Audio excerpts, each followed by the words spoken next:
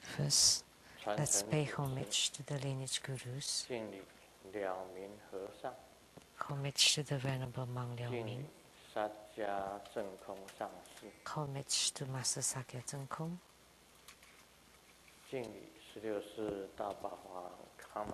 homage to the 16th Dharma King Karmapa, and homage to Master Tukden Dorji, homage to the three jewels of the altar, and homage to the main deity of the group practice today, the medicine Tathagata of the Eastern Lapis Lazuli realm.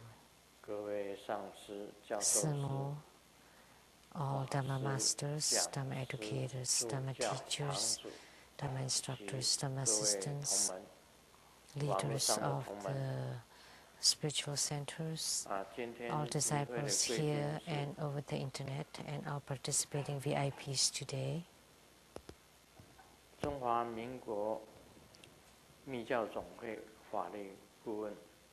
Attorney, the law advisor to the Two Buddha Tantrayana Buddhist Association of Taiwan, the PhD Dr. Lu-Ling Shen Ching and his son, producers from CTI-TV Taiwan, producers for Gini Gesang Shinten, my sister Rebecca Xiaji, Dr. Ryan Zhong,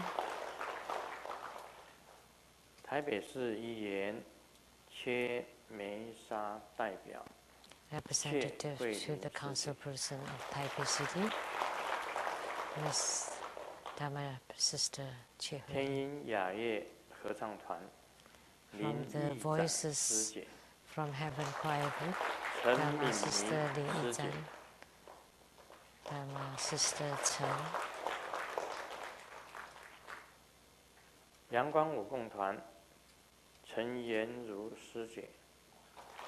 From the Sunny Line Dance Group, Dharma Sister Chen Yen-Ru and Dharma Sister Huang Xianting.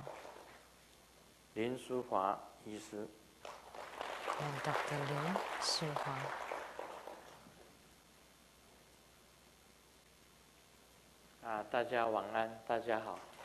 Good evening, everybody. How do you do? 你好，大家好。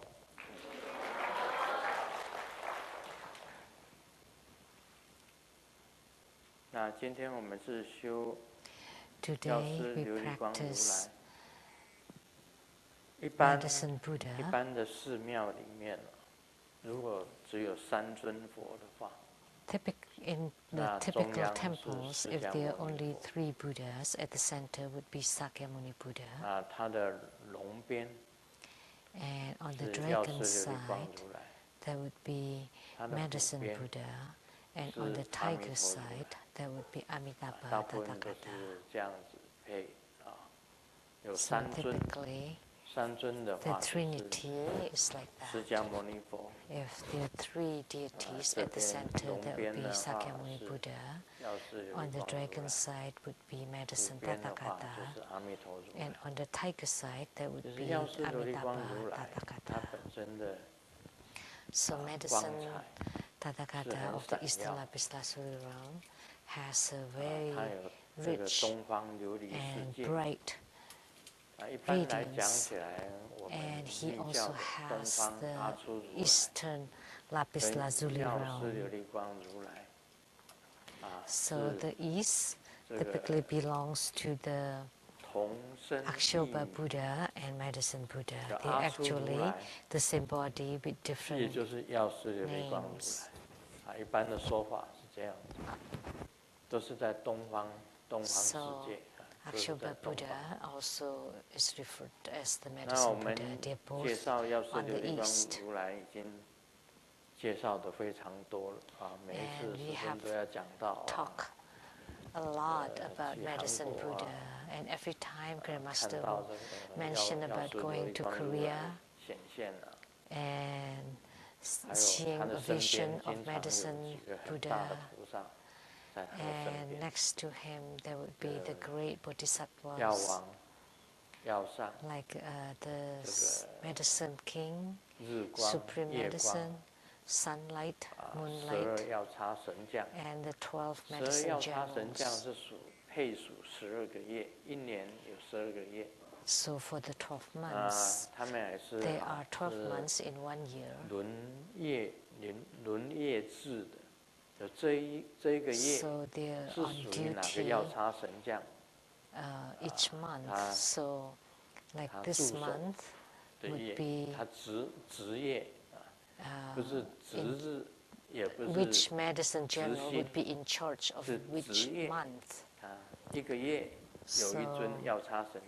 So there would be one medicine general per month, and there are a total of 12 medicine generals. So they are supporters to the medicine Buddha.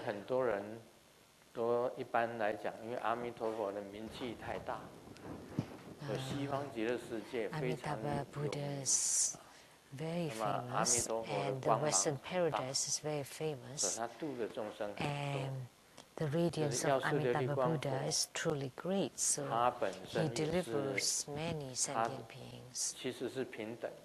But actually, medicine Buddha is equal to Amitabha Buddha. He is also a great, extremely great Buddha. And according to the sequence, that medicine Buddha's spiritual level is higher than Amitabha Buddha. So frequently when we visit temples, we see medicine Buddha not holding a nectar bowl or medicine, like some that we see in Taiwan, they are holding a treasure pagoda or stupa on both of his hands. So there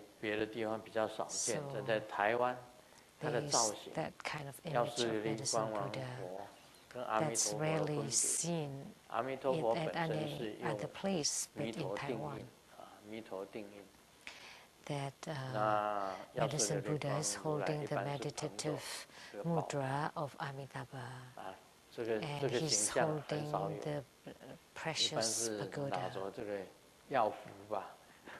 This kind of look is rarely seen. Typically, he holds the vase of medicine or bowl of nectar. Actually, the image of each Buddha is about the same. Once you attain Buddhahood, you're endowed with 32 auspicious marks and 80 virtuous signs. Only the mudras and the mantras are different, but the image is the same.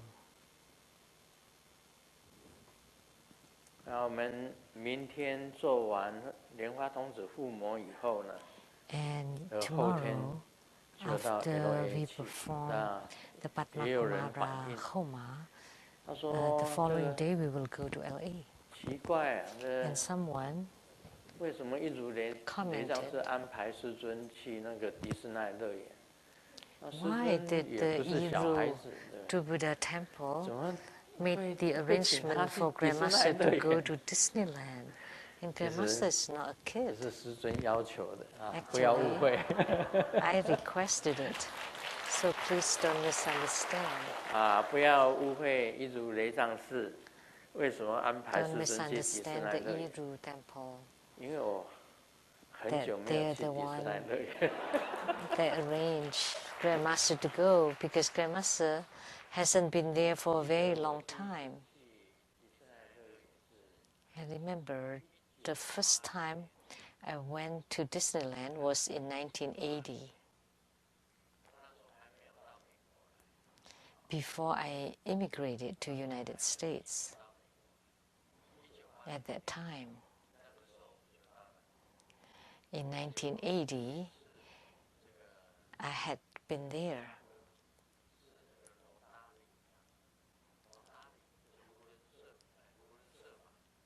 One time in Chicago,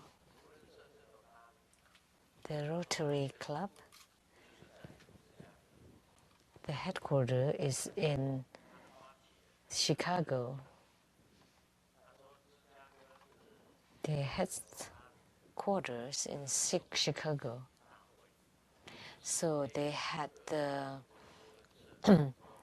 worldwide conference, and all the branches from all over the world went back to Chicago. And I had a fellow disciple called Huang Caozu, and he was a member of the Rotary. He came from Changhua, and he wanted to attend the great conference of the Rotary, the annual conference.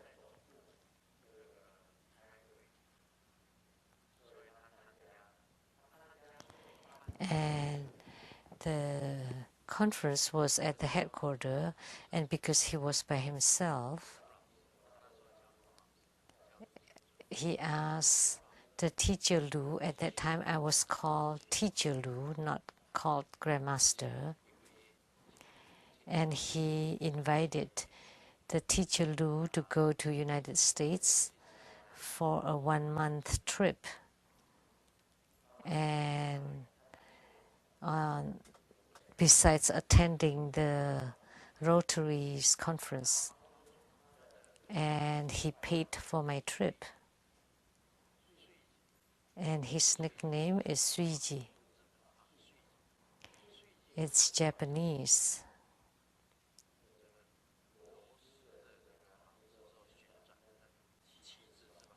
So Suiji is like the screwdriver in Japanese. So we followed the group to United States. And fortunately, that he brought me to United States in 1980.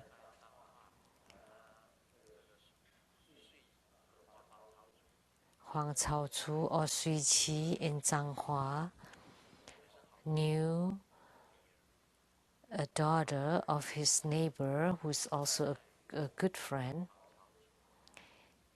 And the daughter drove me and Huang Caozu to go to Woodstock.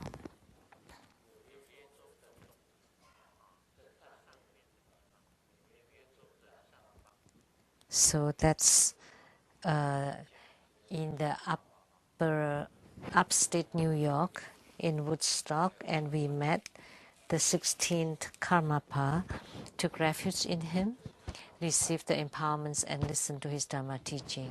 So I had that affinity with the 16th Dharma King Karmapa. That happened in 1980.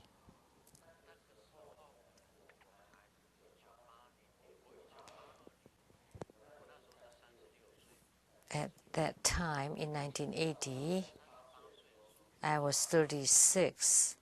And then when I was 38 in 1982, I came to Seattle on June 16th.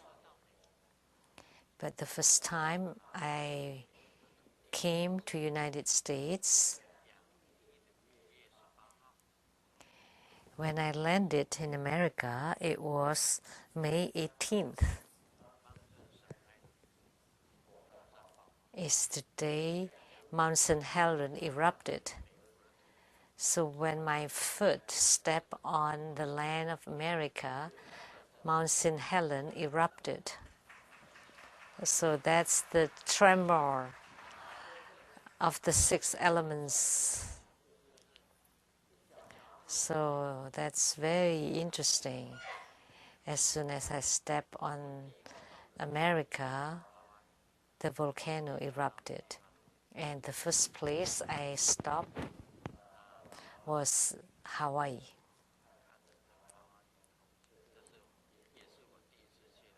And I saw the scenery there, the first time I went to Hawaii, first time to America, I visited several major cities and I met His Holiness the 16th Karmapa. And then in New York,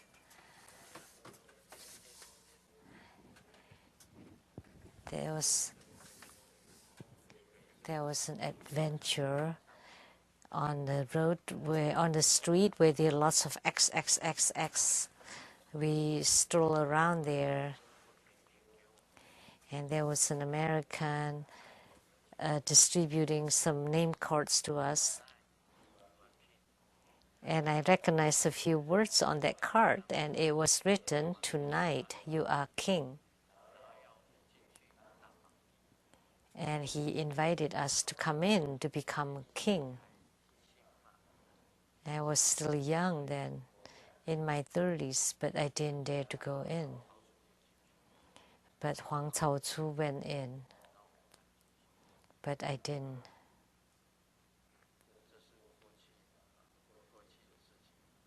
That was a matter of the past.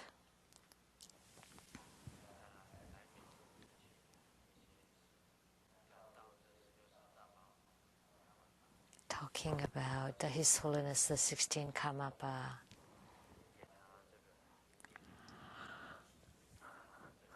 I paid homage to him, made some offering to him, and brought some gifts, and he bestowed several empowerments upon me. And I said at that time, if in the future I could propagate Buddha Dharma, then the 16th Karmapa would be the guru seated on my head. Prior to my Dharma teaching, I would always call upon him, because I told him that in the future, if I spread Buddha Dharma, the 16th Karmapa would be the guru I place upon my head. So every time prior to giving Dharma teaching, my gurus are always seated on my head. At that time, I asked him, "So Dharma King, how do you practice every day?" And he said, in the daytime he practiced the green Tara, and at night he practiced the Dharma protector Mahakala. I remember he taught me the special Dharma teaching to several people who took refuge together, but were not our fellow disciples, but other or people from other places. So that was just chatting about my story coming to America. Today I will continue talking about Lamdre, the so-called potential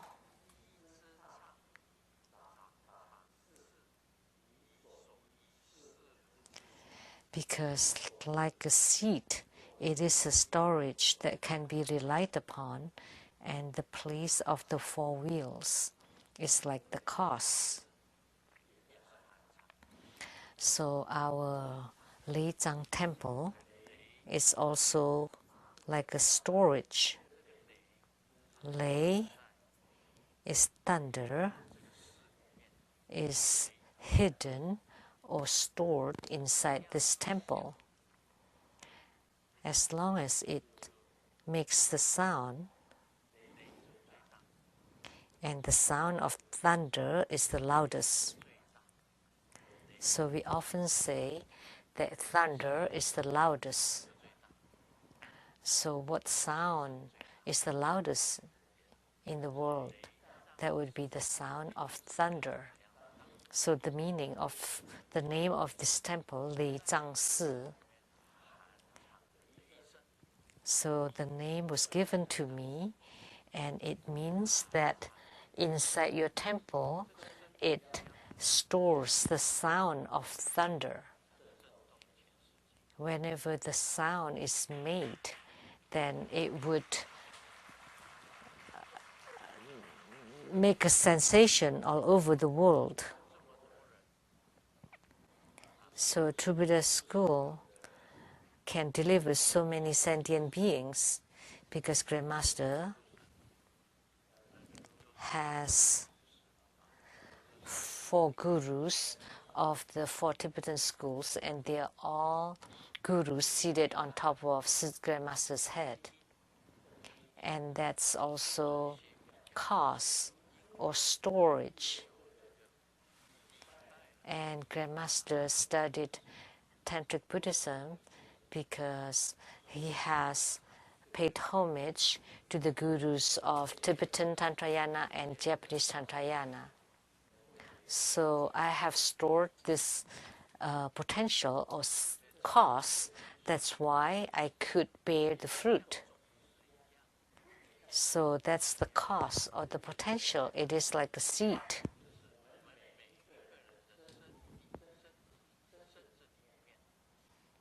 So what it means by this storage is that inside our bodies, we embody the seed of the Tathagata.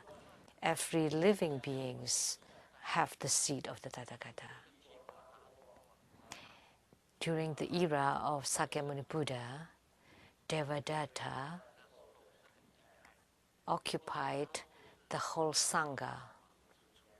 That was really bad. Devadatta was one of the 8 princes who took the ordination vow, and he was very closely related to Sakyamuni Buddha on the same generation. But Sakyamuni Buddha was older, and Devadatta wanted to become the leader of the Sangha.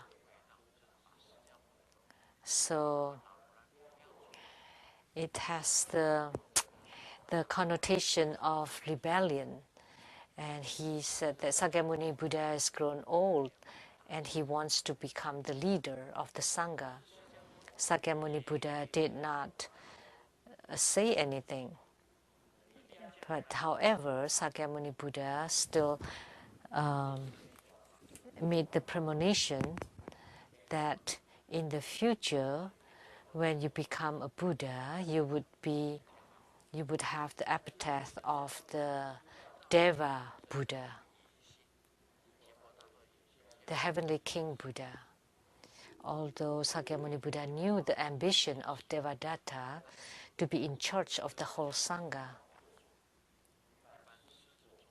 that normally Sakyamuni Buddha's Dharma throne, the lion's seat, cannot be set upon by anybody.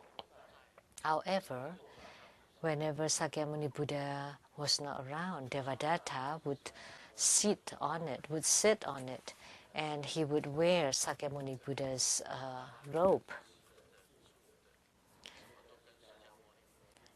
So he wears the same thing as Sakyamuni Buddha. He ate and he lived the same way as Sakyamuni Buddha. And he spread rumors to attack Sakyamuni Buddha. And Sakyamuni Buddha was already old at that time. Although he was a disciple who turned his back against him, but he still confirmed him that in the future he would still become a Buddha. But why did Sakyamuni Buddha do that? Because wasn't he a rebellious disciple who turned his back against him? My answer would be because he embodied the potential to become Tathagata, the seed. So inside him, all the same, he has the seed of Tathagata. That one day, with the right affinity, it would sprout bear flowers and bear fruit. So all sentient beings are equal. So there's a statement that when you attain perfect awakening or perfect realization, you view all sentient beings as being awakened, as become the perfect realization. There's no exception, including all the animals and beasts. They have the seeds of Tathagata. So this has great meaning. So the seed and the cause for Tathagata exist. When you meet the affinity to start spiritual practice, you can rely on the Buddha Dharma to gradually demonstrate a Buddha's body. So that's why Sakyamuni Buddha wanted to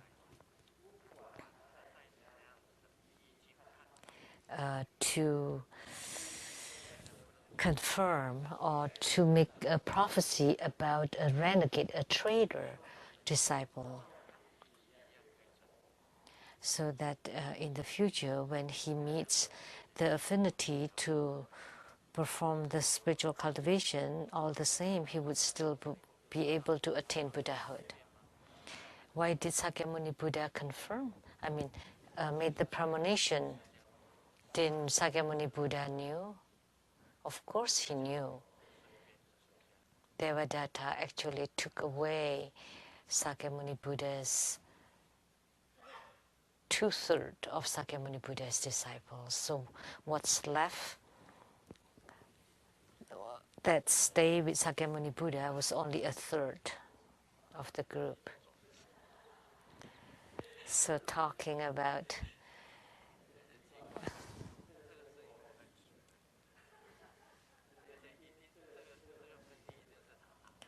and then there's a sneeze, and the sneeze is very familiar. It must be, I know who sneezed because the sound is really loud. So it stores the sound of thunder, and the sound of that sneeze was still pretty polite. Otherwise, usually it's very loud.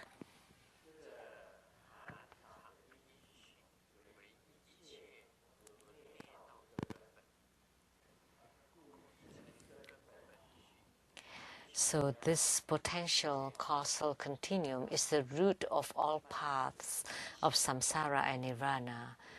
That's why it is called the root continuum. It basically includes the introduction of channels, channel seeds, chi light drops. So only in Tantrayana we practice the chi light channels and light drops, and not in Mahayana practices. And why do Tantrayana practices chi channels and light drops, and Mahayana Buddhism don't talk about them? Actually, in meditation, the 3 non-leaking practices was the precepts, meditative stability, and wisdom.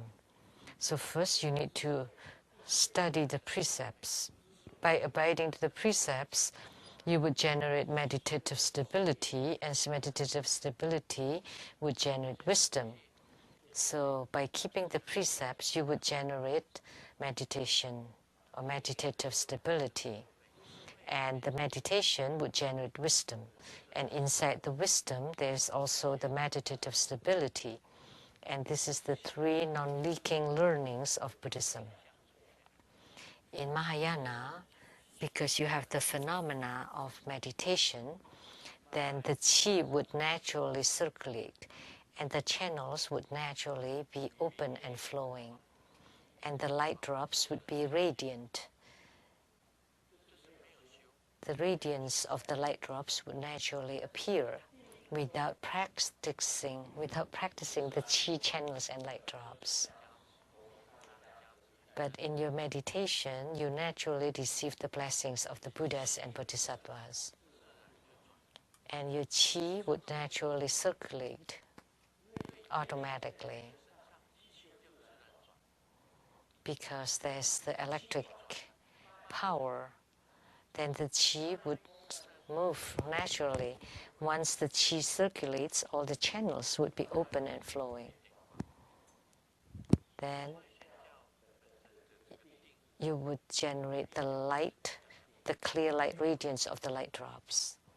So Tantrayana also talks about meditation. Without meditation, you would not generate the qi channels and light drops. So actually, there's no difference between Mahayana and Tantrayana.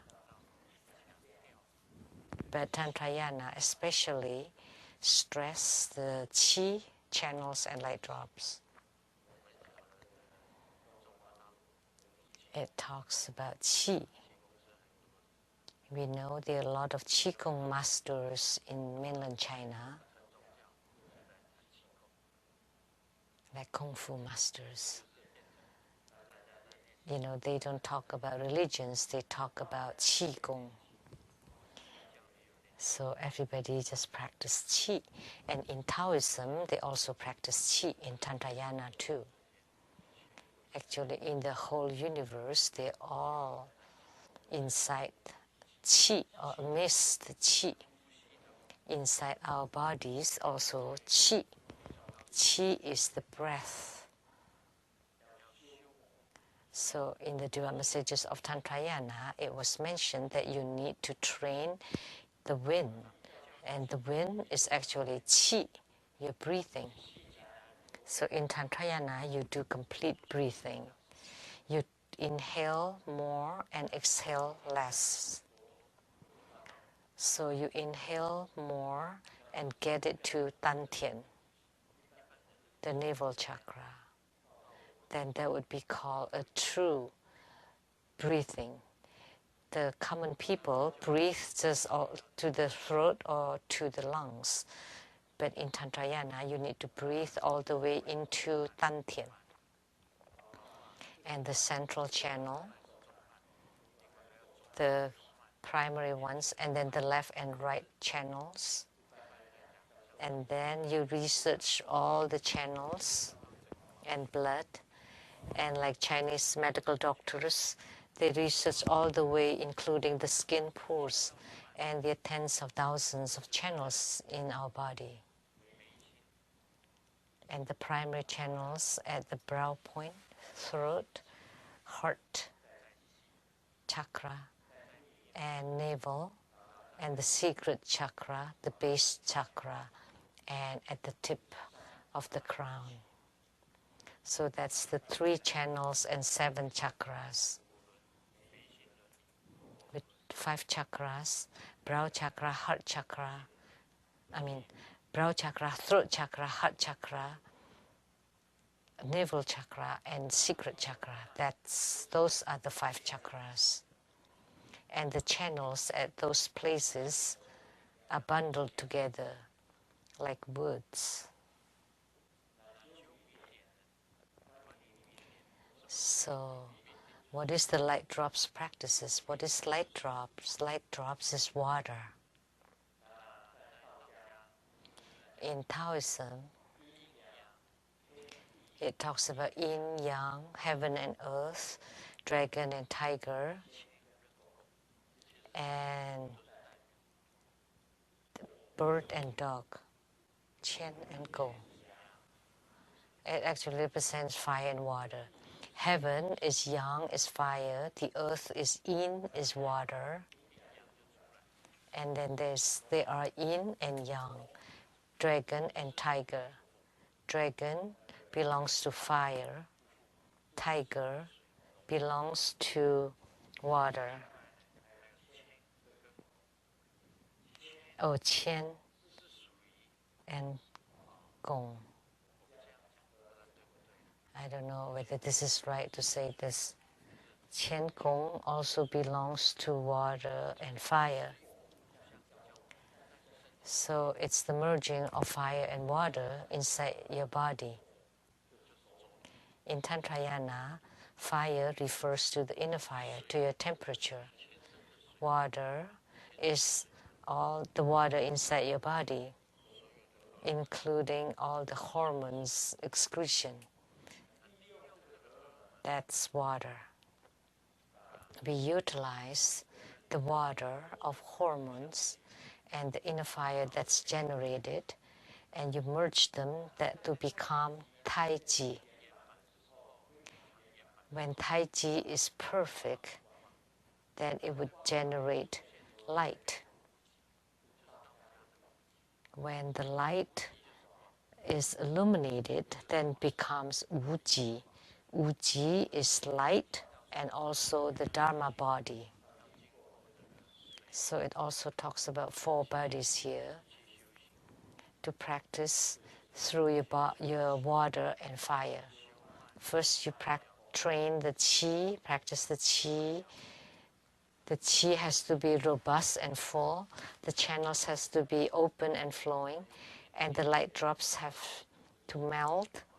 And from the light drops to become the clear light of light drops, then you would generate light. And then from the light of the light drops to become Vajra chain, from Vajra chain to have the attainments of Vajra screen, and then to have the attainment of the appearance of the of the Yidam, and then you merge with the Buddhas to have attainment. That's how it is in Tantrayana. So channels, chi and light drops. And the 4 bodies that are relied upon. And what are the 4 bodies? We only know 3 bodies or 3 kayas, Dharmakaya, Sambhogakaya, and Nirmanakaya. And here, it's 4 bodies. And there's a different explanation to that. And how to position the 2 worldly and out-of-worldly paths. So in here, it includes the worldly methods and out-of-worldly methods. They're both embodied in Lamdre. So that's the content of the potential causal continuum. Master Lian Wang.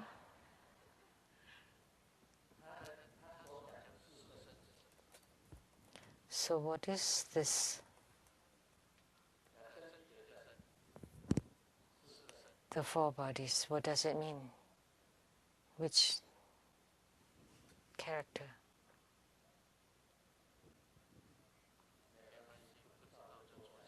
It's okay, if you don't know, please sit down. Because it's very difficult to explain these 4 bodies, but in the future I would explain it.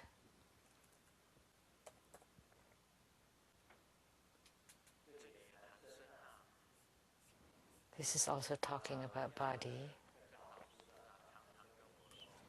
My family members often, and my teacher often told me,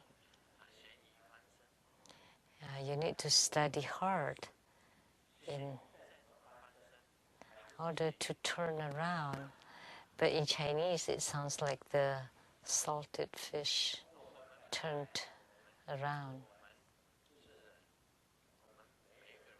It's a joke on playful of Chinese. Every one of us is a human being, but how can we become a Buddha? That's the turning, because we embody the seed of Buddhahood. That one day when you encounter the affinity to cultivate spiritually and you follow the Buddha Dharma to practice, and eventually your body would emit light and you're no longer a human being. Like if someone scolded you that you're no human being, that's good, because then you're a Buddha. Because you have attained the Buddhahood. That you're a living Bodhisattva. then you're no longer a human being. Then in your attainment, you would be illuminated. So that's the same concept as this turn your life around. So it's like you have attainment. So you have no more physical body, but you're a bright and radiant Buddha. There is a body that's called the equal body, which means your body is the same as Buddha's body. What the Buddha is able to do, you are able to. So your body is the equal body of the Buddha. They are equal. The teacher said, students, please make a sentence with persistence and perseverance. And Shaoli said that we need to persist in our study. In our Buddhist study, we need to persevere. And the teacher said, not bad. Now, Xiaoming, it's your turn. And Xiaoming said, my mom always complains about my dad. And she said,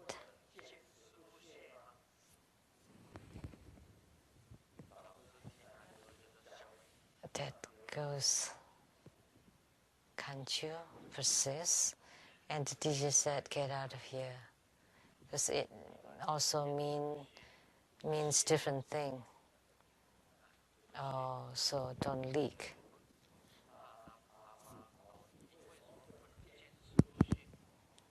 So she scolded his dad. Can't you stop from emitting? But in Tantrayana, this kind of training exists. If you succeed or have attainment in your non-leaking practice, then you will not leak. Then you can control yourself. And when you take in a breath and you hold it up, you hold up the anus, then it is closed. Then you can stay without emission.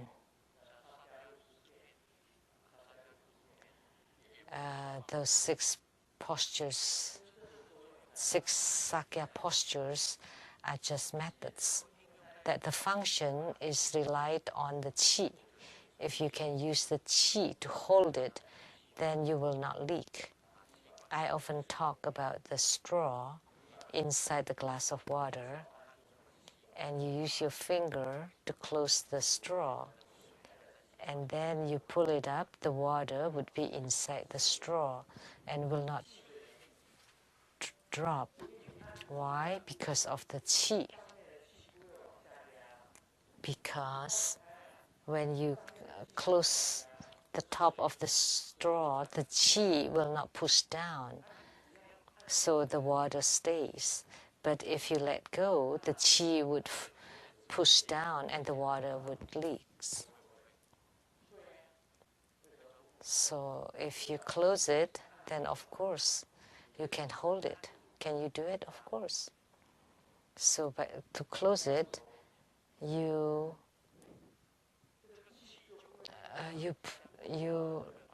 pull in your chin to close your throat, the Adam's apple in the throat area. Then the water will not drop. So you lift up your anus to pull up the lower qi, and then you do not let the upper qi to push down. And then you use the lower qi to pull up, then it would return to its original place. So that's the non-leaking practice. So although it's a joke, it's also Buddha Dharma. Why?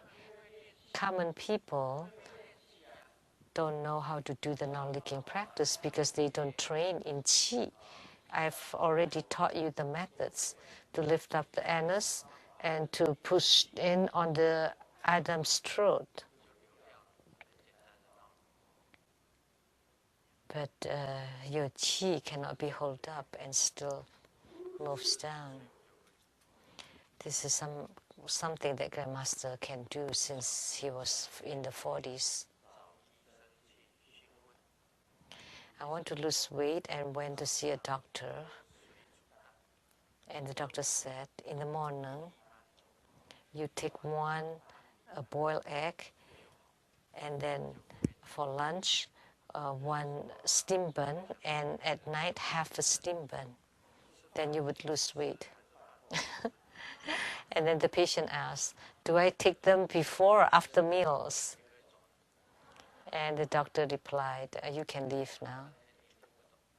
You still don't understand, even after explaining for so long. Asking you just to eat those in order to lose weight, and you ask, is that before or after meals? So that's why you need to master the methods. In our spiritual cultivation, we want to understand the methods. You don't want to make mistakes. Yes. Moreover, we've talked about it, like Treasury's energy yoga, every day, don't do it more than 21 times. Because the Treasury's energy yoga is the fierce training, the fierce practice. And the 9-cycle Buddha breathing is rather tender, rather soft. So,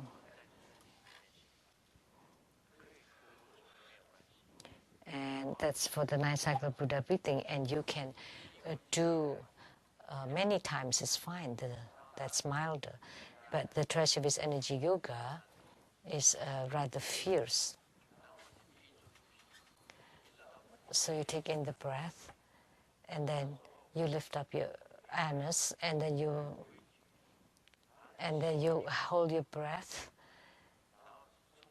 at the dantian area, and then you need to take another breath, and then let the chi hit the tip of the crown, and then disperse to all over your body before you exhaling it.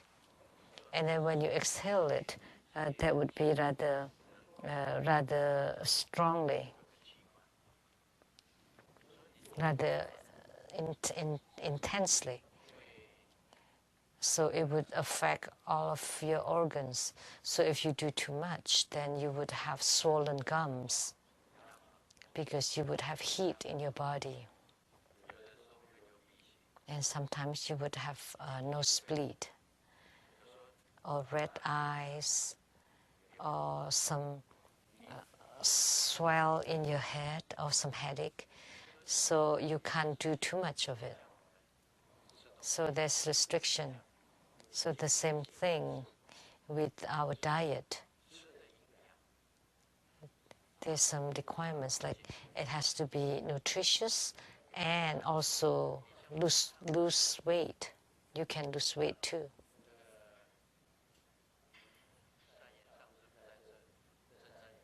But Master Sheng-Yen, he's not here. Oh, he's there. In the past, your wife called me like a mixed soup, like when we dine together, whatever left over, they're all just put together and eaten up. He would eat all the leftovers, and this is how he eats. His head is really low, and he just ate. He just eats like that. So that's why it became 3 rounds. Sounds like his name. It sounded like his name. So round head, round tummy, round buttocks.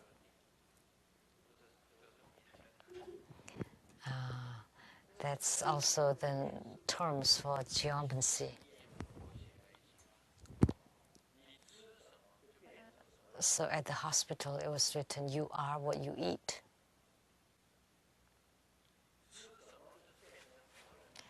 So you become whatever you eat. So you are eating machine.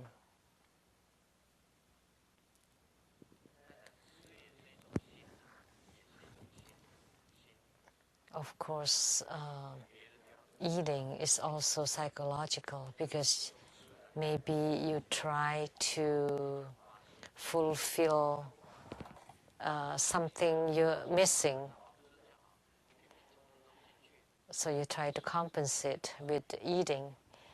And it doesn't matter whether it's beautiful or ugly, and you just eat to compensate, then you become 3 rounds. It's very difficult to lose weight. You can discard a lot of things except your own fat. So there's restriction, like the treasure is energy yoga. You cannot do it more than 21 times a day, otherwise you would get sick. Swollen gums, nosebleed, red eyes, headache, or there would be some problems with your body, because the qi would be chaotic.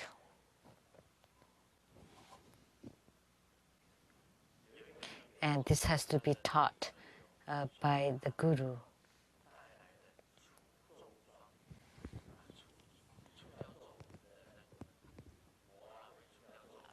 Someone asked someone from Korea, for anti-wrinkle,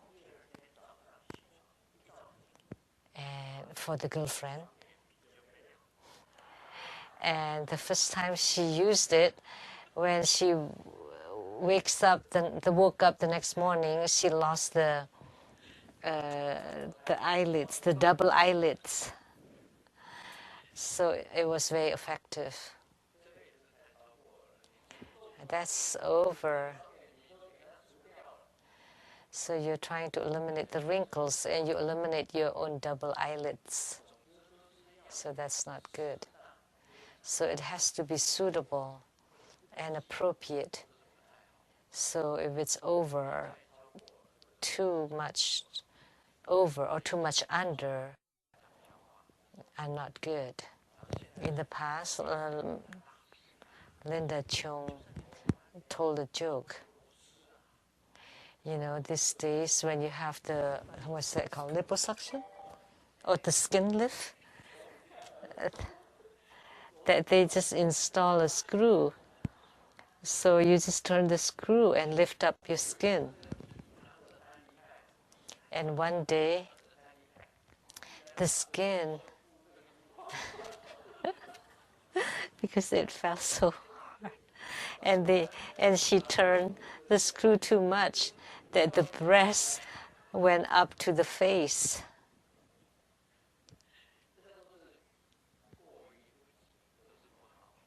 So that's extreme. That's not good. So you cannot lift your skin too much that the breast went to the face. So there's appropriateness.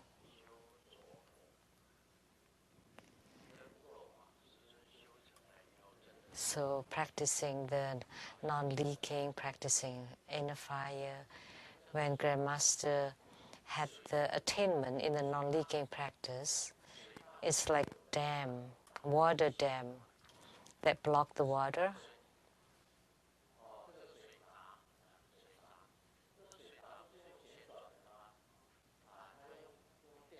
And you use electric wheel to hold the water, so the water will not flow. And the water level would be high. And then when you need the water, you open the dam and to let the water flow out. So that's methods for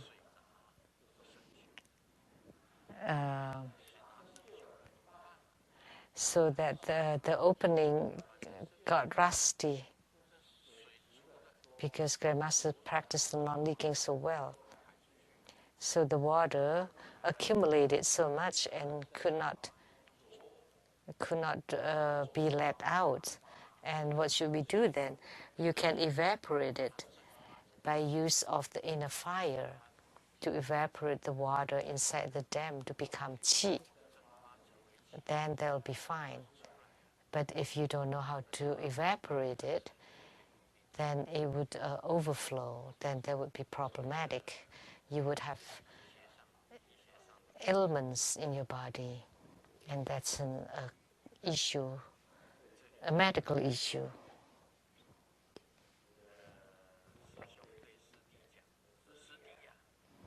And the Dhamma brother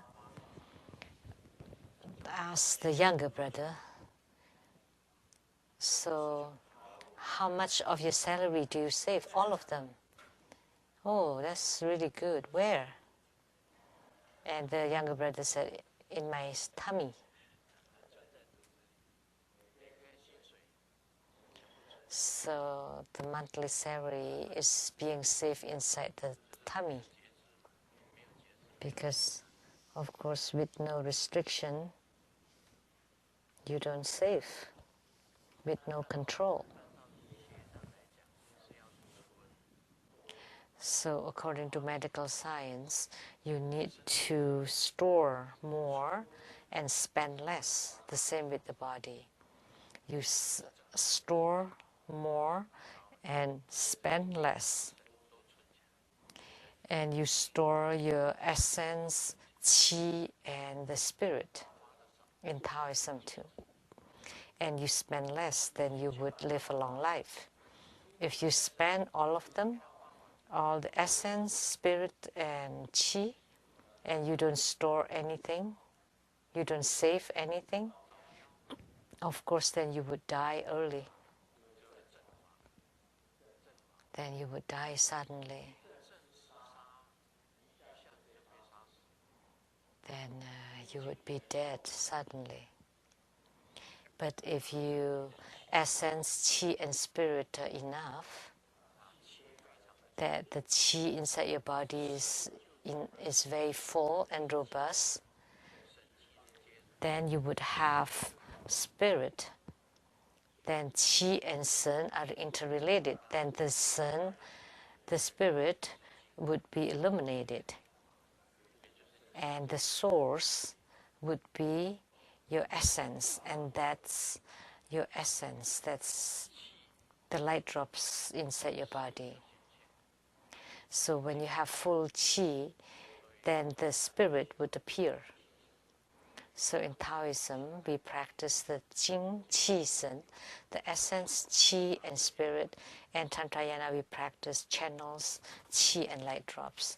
There are some similarities and there are also some differences.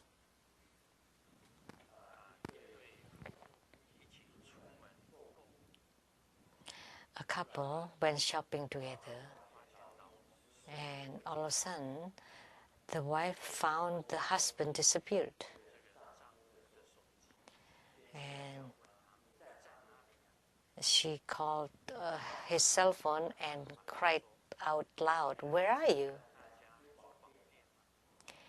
And the husband slowly replied, "Do you remember that jewelry shop? You once saw a diamond necklace that you really love, but at that time I didn't have enough money. And at that time I said, one day it would belong to you. Do you remember?" And the wife was really moved and touched and said loudly, "Of course I remember." Good that you remember. It's good that you remember. I'm sitting at the coffee shop next to that store and buying coffee. So you have high expectation. Everybody has a desire. Grandmaster once said, when you're really healthy, you have all kinds of desires. But when you are really sick, you don't think of anything anymore. You only think of one thing. Nothing is important. Health is the most important. It's the same for spiritual cultivators, that health is the most important. And in Tantrayana too, health is the most important. Because by having healthy body, only when you have health that you can practice qi, channels and light drops. In Tantrayana, in Mahayana, they don't stress importance on health. So that's why they say that you are about 30% sick in spiritual cultivation, because you're kind of sick and you despise life. That's why you became ordained. That's not really right, but you take the monastic vow is because of the Buddha Dharma, in order to strive for Buddhahood and to help sentient beings, then this would be a good reason. But there are many causes to monkhood. Some because they were broken-hearted, or they lost their business because they got old, or because they got sick before they took the monastic vow. But when you're young and you think clearly that transcending life and death is the most important thing, and then you take the monastic vow, that would be a true ordination. But typically, that's all fake or false ordination, because they lost their business, or they fail in their romantic love. The girlfriend left with somebody else. They'd rather die than live, then might as well just become a monk. Or the wife left with somebody else, well, might as well become a monk. Or you didn't get the position you wanted and you were always mistreated, well, might as well just left the worldly affairs and became a monk. Those were all not right, but that's also right, because once you entered into the Dharma door, then you found out that the most important thing is to transcend life and death. The most important thing is to liberate yourself, then to have attainments, to go to the higher realms, to go to the Pure Lands, or to attain Buddhahood yourself. Then that would be most important. I find that attaining Buddhahood is first and foremost, and health is second most important, and the rest are secondary. They're just loaned to you temporarily. The house will get old, the car will eventually die, the jewelries one day would be given to others. All material things, including your bodies, will eventually age, broken, and die. So the most important thing is to transcend life and death. And secondly, is to be healthy. Om Mani Padme Hum.